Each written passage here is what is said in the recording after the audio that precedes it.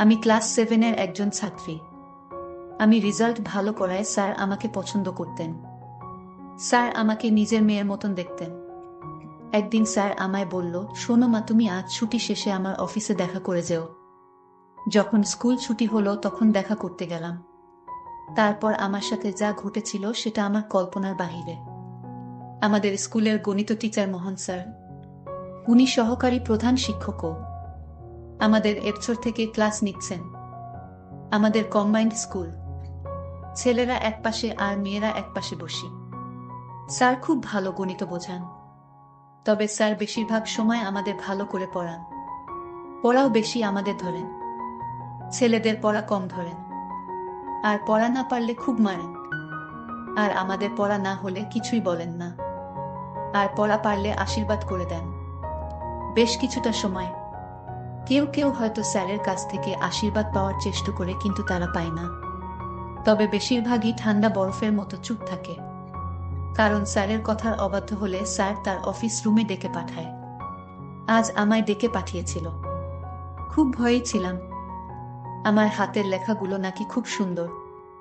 Sir আমাকে উপদেশ দিয়ে বললেন, তোমার হাতের লেখা খুব সুন্দর হয়, তুমি ভবিষ্যতে ভালো কিছু করতে পারবে। স্যার আমার খুব প্রশংসা করেছিল। আমাকে দেখতে নাকি স্যারের মেয়ের মতো।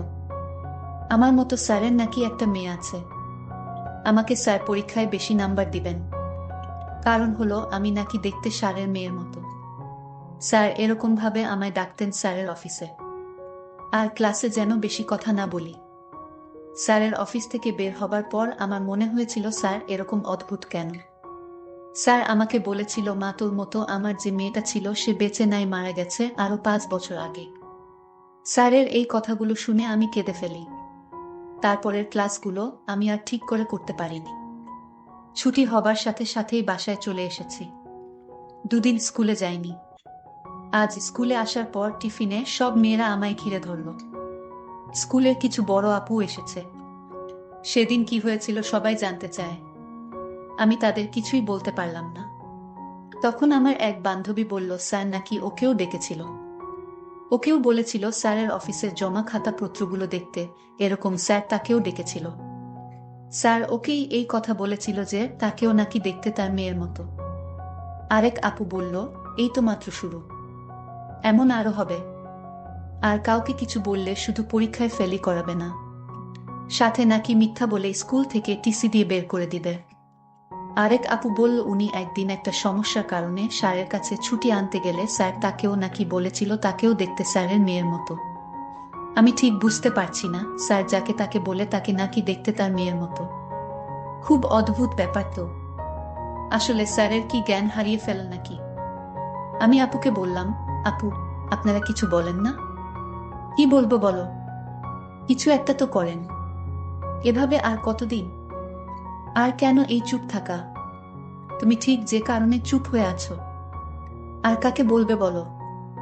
স্যার কাউকে জানানোর সুযোগই দেয় না। 2 সপ্তাহ পর আমাদের প্রধান শিক্ষক সবাইকে অ্যাসেম্বলিতে দাঁড় করিয়েছেন। আমাদের প্রধান শিক্ষক খুবই ভালো, মাটির মানুষ। আমাদের সাথে স্যারের দেখা খুবই কম হয়। স্যার নানা কাজে ব্যস্ত থাকেন। তবে যখনই দেখা হয় আমাদের সাথে খুব হেসে মায়া দিয়ে কথা বলেন। কিন্তু আজ স্যার হাসছেন না। সবার দিকে কেমন করে তাকিয়ে আছেন। হঠাৎ করেই বলা শুরু করলেন, আমাকে তোমরা ক্ষমা করো। আমি তোমাদের যোগ্য নই। আমি স্কুলটাকে আদর্শ স্কুল করতে গিয়ে তোমাদের দিকেই খেয়াল করিনি। তোমরা কিসে কষ্ট পাচ্ছ বুঝতে পারিনি। আজ থেকে কোনো শিক্ষক কাউকে মারবেন না।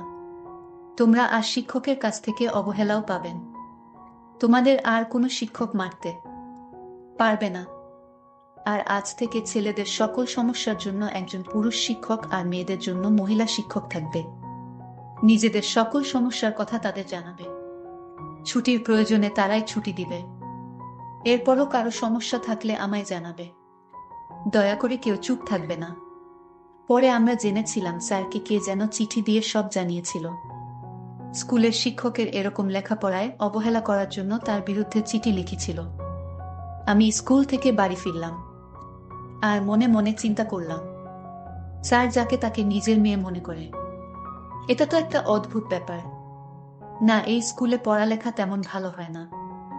আমি এই স্কুলে লেখাপড়া করব না, মনে মনে সিদ্ধান্ত নিলাম। আমি বাড়িতে গিয়ে বাবাকে বললাম, বাবা, যদি আমাকে লেখাপড়া করাতে চাও তাহলে আমাকে একটা মহিলা মাদ্রাসায় ভর্তি করে দাও, যেখানে আমি হিজাব পরে মাদ্রাসায় যাব। বাবা আমার কথা শুনে বাবা বলল, দেখো মা, আমি কিছুদিন পর তোমাদের অন্য শহরে গিয়ে বাসা রাখব। মা, আর কিছুদিন লেখাপড়াটা করো, তারপর শহরে গিয়ে তোমার যা যেখানে ইচ্ছা সেখানেও লেখাপড়া করতে পারবে, আমি কোনো বাধা দিব না। আমি বললাম, বাবা, তাহলে কতদিন পর শহরে উঠবা?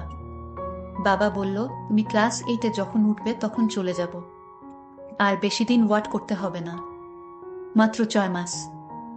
ভুলেই গেছি আমার পরিচয়টা দিয়ে দেয়। আমার নাম ইসরাত। আমি 7ম শ্রেণীতে পড়ি। আমার বাবা একজন ব্যবসায়ী। আমরা 2 বোন 1 ভাই। সবার বড় হচ্ছে আমার বোন, নাম হেলেনা, বিয়ে হয়েছে প্রায় 5 বছর হবে। আমার বড় ভাই শিহাব এইবার কলেজে ইন্টার 2nd ইয়ারে পড়ে। আমার পরিবারের মধ্যে আমি সবার ছোট, তাই সবাই আমাকে চোখে চোখে রাখে।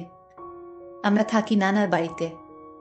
আমার বাবা আমার মাকে বিয়ে করায় আমার দাদা তার বাড়িতে জায়গা দেন নাই, তাই আমরা নানুর বাড়িতে থাকি। আমার নানুর বাড়ির এলাকাটা তেমন ভালো না, কিন্তু আমরা এই এলাকার অনেক অত্যাচার সহ্য করে নানুর বাড়িতেই থাকি। তবে আমার বাবা শহরে একটা বাসা রাখবে বলেছিল এবং সেই বাসায় আমরা কিছুদিন পর চলে যাব। আমার বাবার ইচ্ছা আমি বড় হয়ে একজন ডাক্তার হব। যাই হোক, বাবা আমায় বলল, মা, তুমি আর এই স্কুলে 6টা মাস কষ্ট করে লেখাপড়া করো, কারণ এখানের স্কুল ভালো না। শিক্ষকরাও ছাত্রদের ভালো করে লেখাপড়া শিখায় না।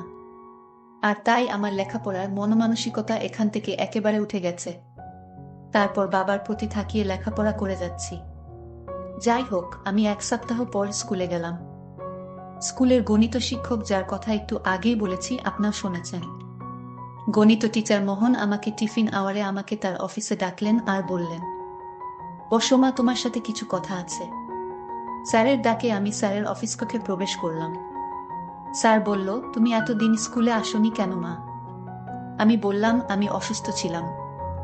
স্যার বললেন, মা, ঠিক তোমার মতো আমার একটা মেয়ে ছিল। সে আজ পৃথিবীতে নেই, সে পরপারে চলে গেছে।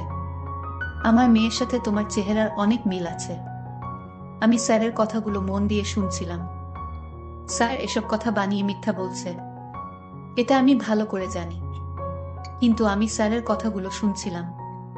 স্যার বলল, স্যারকে আমি বললাম, স্যার আপনি তো আমার বাবার মতো, আপনি মিথ্যা কথা বলেন কেন? কেন মা, আমি আবার মিথ্যা বললাম কখন? আচ্ছা স্যার, আপনি বলেছেন আমি দেখতে আপনার মেয়ের মতো। আমার চেহারার সাথে আপনার মেয়ের চেহারার অনেক মিল আছে। এই কথা কয়জনকে বলেছেন স্যার? স্যার অবাক হয়ে বললেন, মা, তুমি কি বলছো? আমি তো শুধু তোমারে বলেছি তুমি আমার মেয়ের মতো। সত্যি বলছি, আমি আর কারো মাঝে আমার মেয়ের চেহারা দেখতে পাইনি। আচ্ছা মা, তোমাকে কে বলেছে আমি মিথ্যা কথা বলেছি?